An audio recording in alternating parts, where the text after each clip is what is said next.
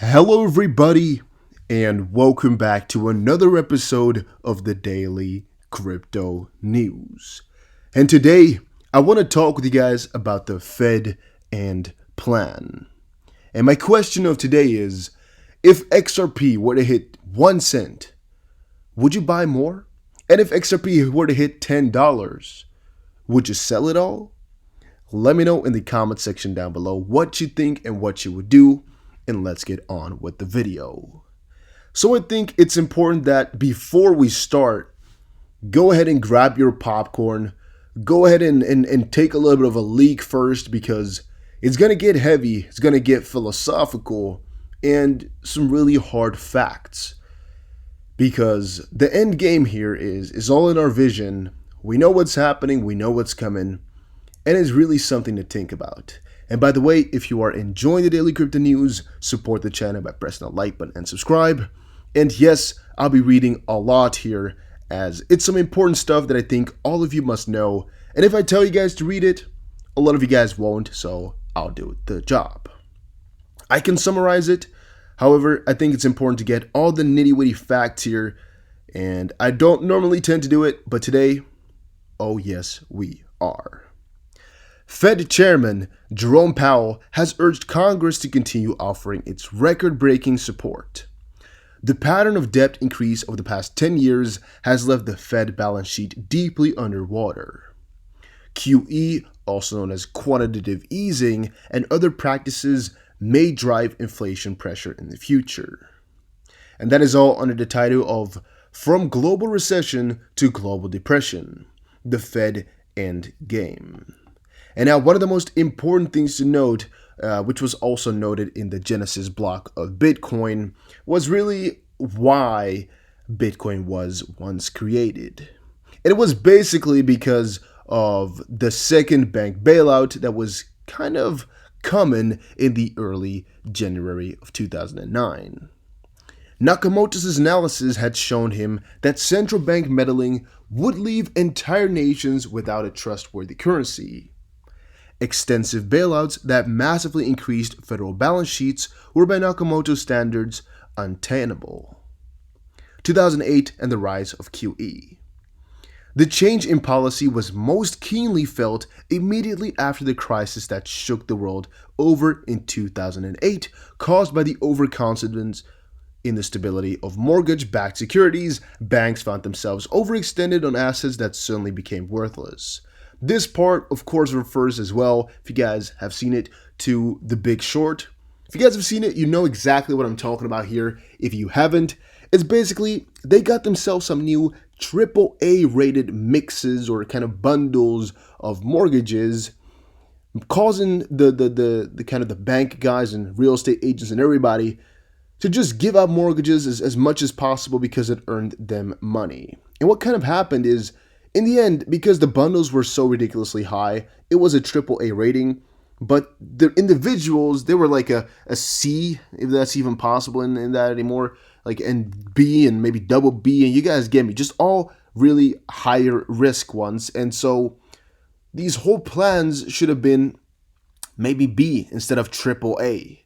And what happened is, in the end, people noticed, like, hey, it's not as stable as we thought it was, and then at the end, it kind of switched over. Same kind of happened for balance sheets there. Just a lot was really not looking that good.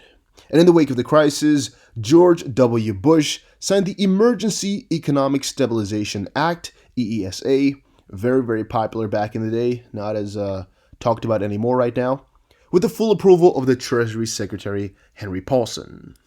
The primary goal of the $700 billion bailout was to take the bad assets out of the balance sheets of the banks, and this move protected their bottom line but shifted the burden of debt service into the lap of the Federal Reserve, because, I mean, they needed to get some $700 billion, and, well, the Fed is responsible for that. This purchasing of assets to expand available funds is known as QE, or quantitative easing. QE provides a way for the Fed to actively increase monetary supply in the economy. Before the bill, the vast majority of Fed activity was passive, focusing mainly on interest rate changes. The EESA began a balance sheet expansion that has continued to this day and is actually one of the most popular, macroeconomic monetary policies out there. It's really, really common right now. Everybody learns about it. Everybody talks about it. But back then, it wasn't as normal as it is right now.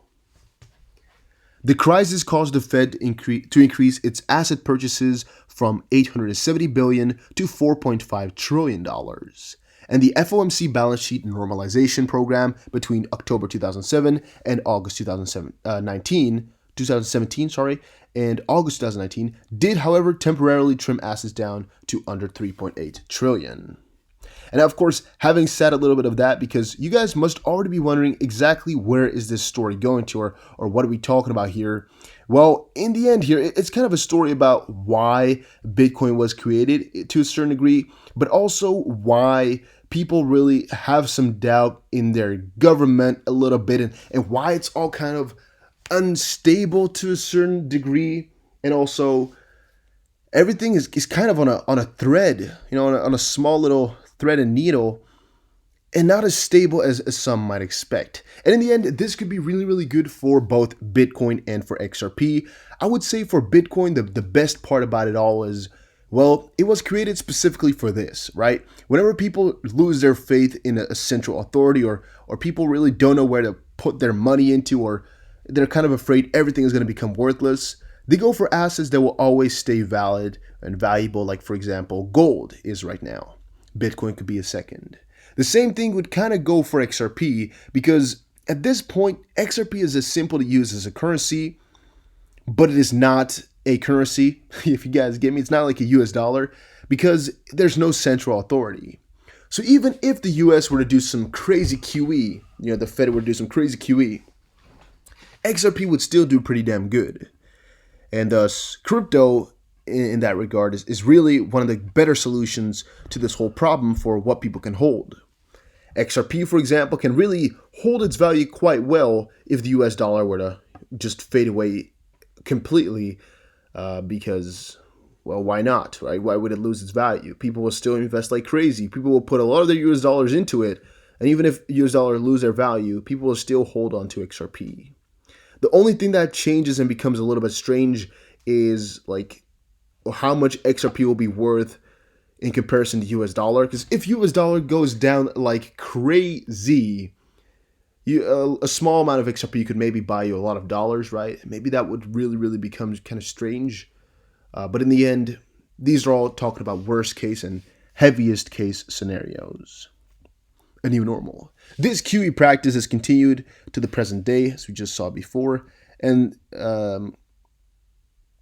before CV19, the vast majority of indices were at all-time highs. Some economists argue that the economic growth was nowhere near related to fundamental economic expansion, as it was to extremely cheap money supply. These analysts saw the economic growth as effectively hollow due to the increased government debt. Even during the decade of growth following the crisis, the Fed balance sheet ballooned from $2.2 to $4.5 trillion, and while the increases were touted as necessary for continued growth, the overall movement of the economy now appears to be driven by this new QE standard. Once more stating again that QE has become normal, where just a decade ago or so it used to be very vague. And you can see here as well in the sheets here, it's looking pretty damn crazy right now. It's pretty heavy. It's pretty damn heavy what's going on here. Crisis, collapse, and collateral. Again, we're talking about the current situation right now. The CV19 crisis hit markets like a freight train in early 2020. As news of the thing spread and global governments debated on how to respond, the stock market wobbled in anticipation. After several hasty judgments regarding the severity of the virus had been shelved, the US government decided to follow its global counterparts. Everything except essential services was shut down, yada, yada, yada. But most importantly, the economy ground to a halt. Almost immediately, unemployment exploded as businesses now unable to operate were forced to furlough employees. And a lot of companies also went down, yada, yada, yada. It was really not good for a lot of parties. A lot of people, again, unemployed. A lot of people most likely lost their homes. And the DJA, the DGIA went from nearly 30,000 at the end of February to 18,000 by March 23rd, a drop of almost 50%, and the collapse kicked off what we saw as an inevitable recession. However, as the crisis worsened, the Trump administration followed the example of the previous crisis and proposed a massive liquidity increase. And once more, this is a very popular kind of solution to a problem right now, which we often call, again, kind of a start of a financial reset.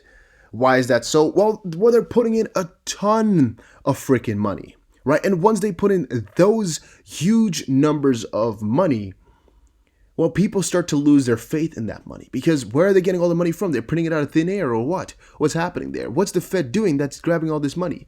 And why all of a sudden is my dollar worth less? Or why are all the goods in stores getting more expensive all of a sudden?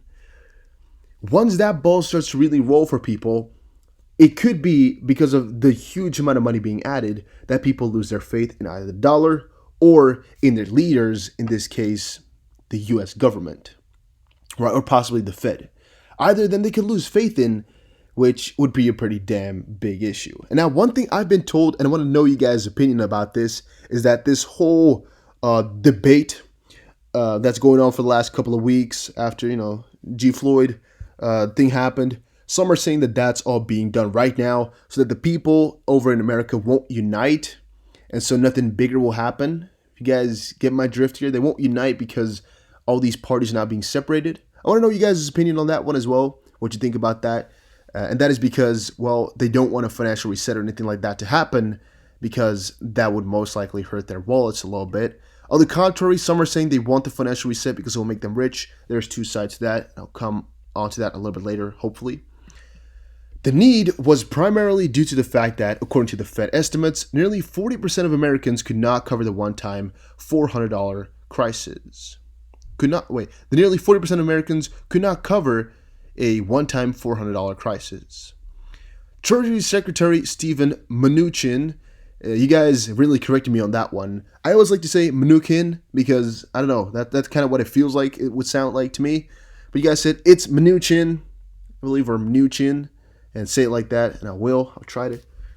Vet Chair Jerome Powell and both houses of Congress pushed and passed the $2 trillion stimulus package, and the bill pressed funds into nearly every corner of the economy, from individuals to everything else like banks and small businesses and whatnot.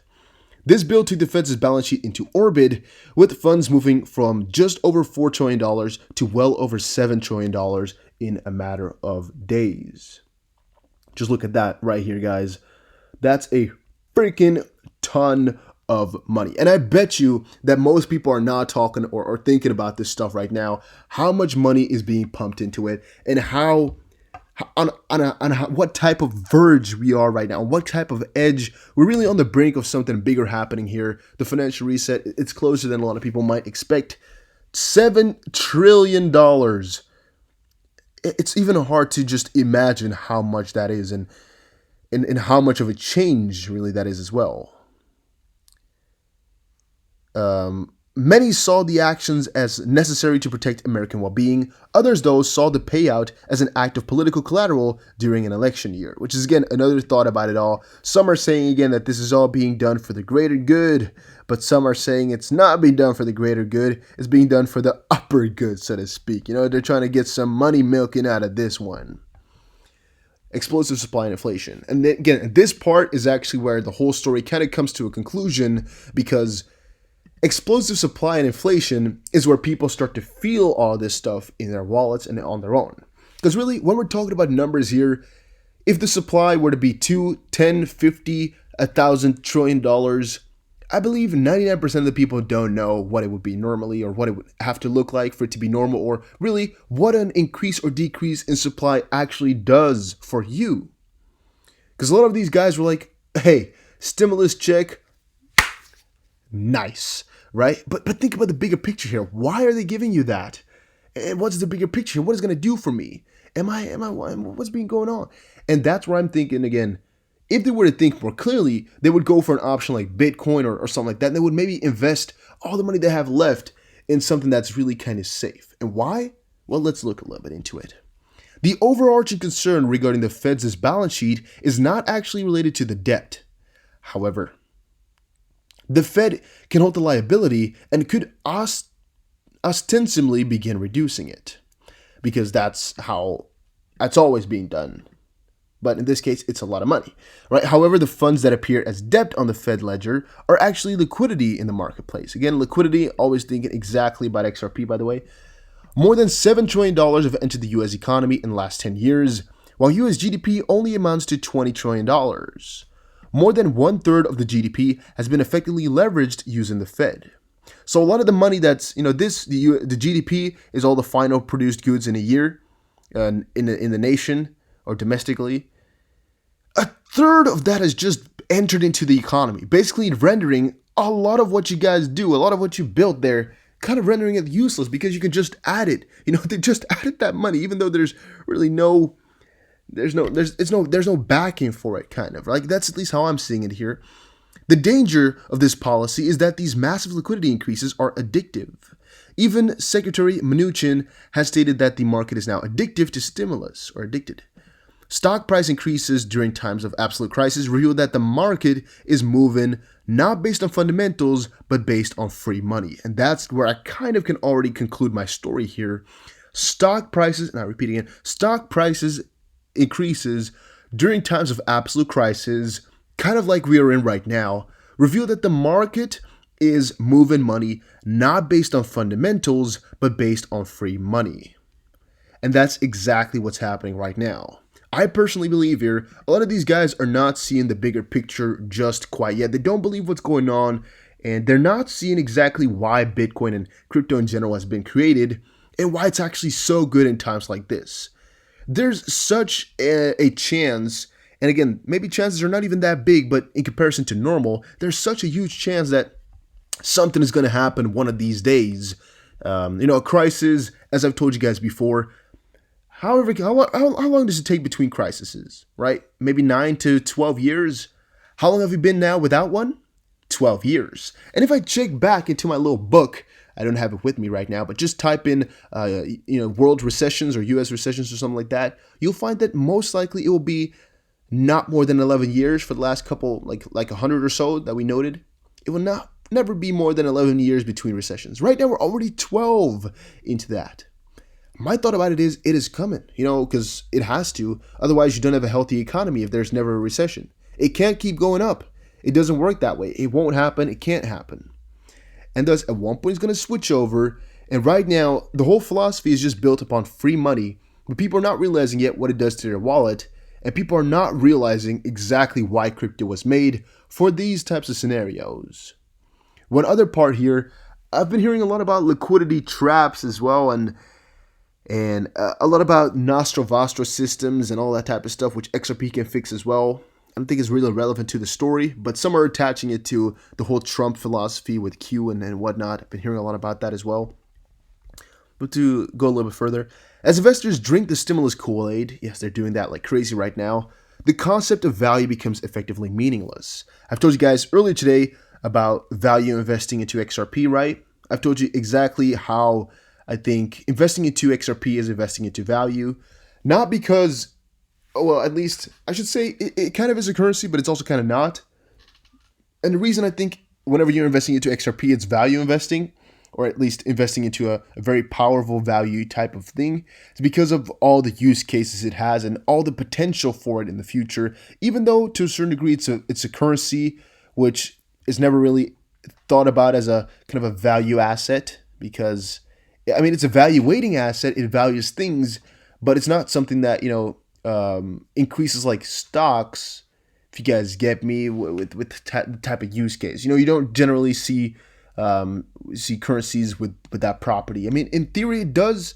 The U.S. price will increase if things, go better. But you guys get me here. With stocks, it's really like, okay, there's good fundamentals in this one here, in this company, for example. We're seeing a couple good foresights, and it's just really solid all around. So, well, if it's really cheap right now in comparison to what we expect it to be or what it should be, following our analysis, let's buy it. It's a good value one. And the same I kind of think for XRP. The fundamentals are great. The foresight is great. The team behind it, extraordinarily good. And the price right now, pretty damn cheap. So very good value for what it is. Still undervalued in my opinion, and pretty damn juicy. But yeah, the concept of value becomes kind of meaningless for a lot of companies and also for just general consumers because you're getting free money all the time. You don't understand that kind of the sink, or what is it called, like the drain, at one point will stop. Nevertheless, real assets have real value and therefore in grave danger of substantial inflationary pressure. And that's once more why crypto right now is the GOAT. Some are saying it's not. Some are saying gold is the only one to go for because, well, it has intrinsic value, which a lot of these stocks might not have, or which a lot of this fiat, at least all the fiat, doesn't have at all. But I personally think Bitcoin and XRP and some other crypto have exactly the same type of fundamentals where, well, they're kind of real, kind of imaginary, but they're real assets with real value, but they're not in that grave danger of substantial inflationary pressure because, well, I don't even have to explain that part. It's just not open to inflationary pressure like stocks are and the rest.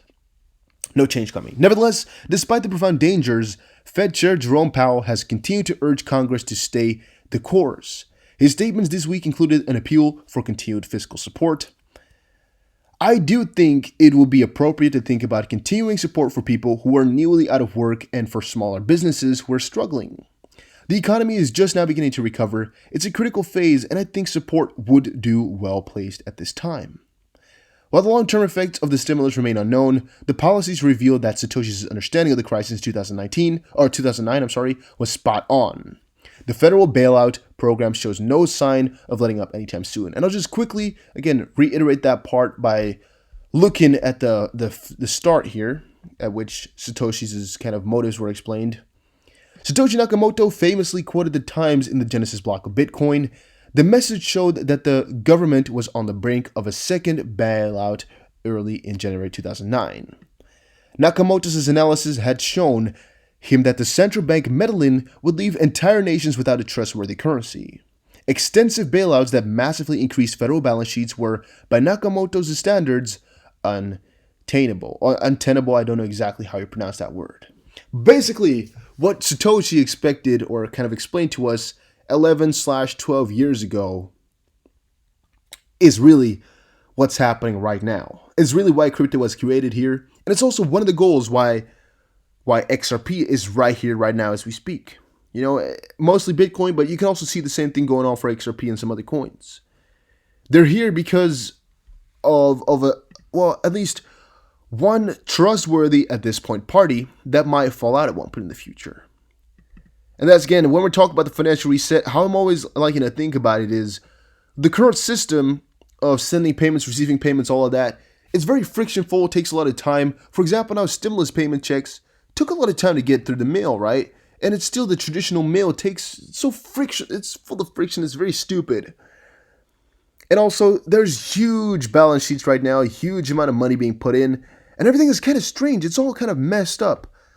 With this financial reset, what they're sometimes talking about is just kind of setting everything right, making all the payments just extraordinarily well, scheduled well, making sure these inflationary type of scenarios are not that possible anymore, and just kind of fixing the world as it is right now. Or maybe just the US, kind of depends. But yeah, I'm kind of wondering as well, what you think about a financial reset, exactly how you envision what type of effects it would have on the world, and kind of what you think about the whole situation. Do you think Bitcoin and XRP, and for example, are really spot on, usable for this whole crisis right now? Do you think they're useless? What do you think? I personally think, as I just said here, it was created exactly for this. We've been explained it tons of times before. And it's just kind of a failure on your own part if you don't open your eyes and notice that we're on the brink of something big and we should be prepared for it. Even if it might not happen, we were on the verge of it for a very long time. At least this whole year up till now, we were just on the verge of it. And I want to be prepared for it if it does happen. I don't want to be left behind it with tears in my eyes if something big goes on and everything becomes unbuyable and whatnot. Even in the Netherlands here, I've seen it before. Things become more expensive right as we speak. Those A brands, like the more popular, more expensive brands, they've gotten so much more expensive over the last couple of weeks. And especially if you, of course, look at a longer period of time and more goods, you're starting to notice already a little bit of a trend because, well, people are getting free money. At least that's what I've heard in the US for a little while here, that the corner shops are upping their prices like crazy at some shops because they can, and people got some free money right now. People are doing pretty damn well, even though there's some break prices going on. And yeah, I'm really wondering what you guys think. I think here it just perfectly shows again why Ripple, XRP, Bitcoin, even Ethereum, and a lot of these coins are created and are just golden for times like this.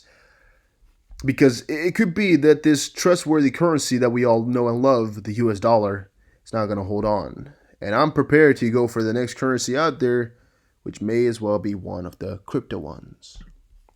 Right, now just a little bit of news to make sure you didn't just come for this little, I don't know, recession type of talk.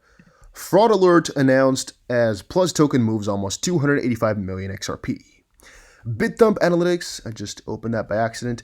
BitThump Analytics website announced fraud alert as it has spotted almost 285 billion XRP moves from addresses of the Plus token crypto scam. I didn't even know that much money was going on in that scam. That's a huge amount, guys. Huge amount of money. But I don't think this will affect the price that much, if I'm being completely honest with you guys. I'm just really wondering exactly what they're going to be doing with all that money, and if they're hopefully going to send it to some good place where, I mean, if it's fraud, they can get the money back or something like that, right? For example, Binance does a very good job by blocking those transactions. BitTrue just posted on Twitter, our public insurance wallet has been set up and the funds are available for everyone to verify. We're the first exchange to publicize our insurance addresses, as we're strong believers that transparency leading to trust. Well, I'm quite a advocate of that as well. Transparency is really key if you want people to trust you all the way. And that's why I said before as well, whenever I'm thinking something over crypto, whenever I'm thinking something about anything at all, I'll tell you guys exactly how I feel about it because, I mean, that's my way of doing it. It's just completely truthful, completely honest. And yeah, if I have a question, I'll just ask it as well over on Twitter or anywhere else, because that's the best way to do it, I think. That's when you really bond with the people that you talk with. And you guys who watch my videos as well, I'm not making these videos just as information for you guys. I'm also using it as a platform to get some feedback. You know, I have questions. And when I read into stuff, I like to know more about it. And very often, one of you guys comes to save me over on Twitter or in the YouTube comment section to help me out with some of the mistakes that I made or some of the things I could not find. And together we get the story straight and gather or garner more info about certain subjects. That's what I'm doing this type of stuff for, man. It's just really amazing if you think about it, that people can help you out with just getting a better story and gathering more knowledge. Mac Attack on XRP says on Twitter, global provider of payment solution Volanti offers easy integration with XRP. Volanti Technologies, one of the most respected global provider of payment solutions, is settling transfers using XRP through a link with Ripple. And Matt just said there, it's kind of a little bit of a how would you say it? Like a connection between what I told you guys just now. The future of finance, according to the Bank of England, acknowledges Ripple. Ripple and XRP will be part of the future financial system. And it's just a very big question about exactly what the future financial system is going to be looking like. Because one part that's already strange to think away is this Nostro-Vostro system that's grandfathered in. It's going to be gone within 10 years. Maybe not, but you know, it's relatively soon here with Ripple coming in and some other companies possibly. It's going to be gone. I'm wondering what the future of finance is going to be looking like. Future of Finance review on the outlook for the UK financial system, what it means for the Bank of England. Acknowledgements, very grateful to a very wide range of individuals and companies. Out of those, Ridgeway Partners, Ripple, and Royal Banking Group. So yeah, Bank of England, happy with Ripple. Pretty damn cool to see. Page 146 if you want to read into it, but I think that's good for today. Guys, 30-minute video. I did my best. I tried to explain everything that I think about this type of stuff. If you enjoyed it, please make sure you press the like button and subscribe. See you guys again in another crypto video. Enjoy your day, everybody. Have a good one. Have a good weekend. And again, comment down below what you think. Make sure you also subscribe for more and press the like button if you enjoyed it.